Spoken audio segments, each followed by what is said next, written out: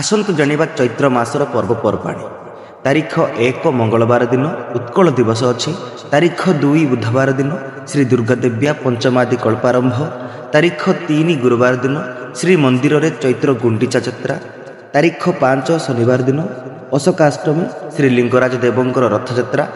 ତାରିଖ 6 ରବିବାର ଦିନ ଶ୍ରୀରାମ ନବମୀ। ତାରିଖ 8 ମଙ୍ଗଳବାର ଦିନ କାମୋଦା ଏକାଦଶୀ ଉପବାସ, ସୀତା ବିବାହ ଏବଂ ହଳ ନିଷେଧ। ତାରିଖ 10 ଗୁରୁବାର ଦିନ ଅନଙ୍ଗ ତ୍ରୟୋଦଶୀ।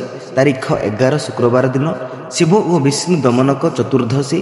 ତାରିଖ 12 ଶନିବାର ଦିନ ଚୈତ୍ର ପୂର୍ଣ୍ଣିମା ହିଙ୍ଗୁଳା ଯାତ୍ରା।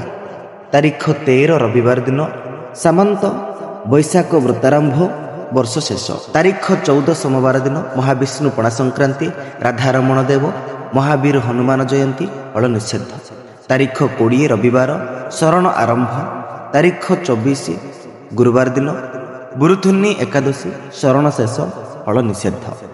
ତାରିଖ 26 ଶନିବାର ଦିନ ଶିବ ଚତୁର୍ଦ୍ଦଶୀ ଉପବାସ। ତାରିଖ 26 ଶନିବାର ଦିନ ଶିବ ଚତୁର୍ଦ୍ଦଶୀ ଉପବାସ। ତାରିଖ 27 ରବିବାର ଦିନ ରୁକ୍ମିଣୀ ଅମାବାସ୍ୟା, ସୂର୍ଯ୍ୟ ମହତୀ ସ୍ନାନ, ଚନ୍ଦ୍ରକ୍ଷୟ, ନିଶି ପାଳନ ଓ ହଳ ନିଷେଧ। ତାରିଖ 29 ମଙ୍ଗଳବାର ଦ୍ୱିତୀୟାର ଚନ୍ଦ୍ର ଦର୍ଶନ ଏବଂ ତାରିଖ 30 ବୁଧବାର ଦିନ ଅକ୍ଷୟ ତୃତୀୟା।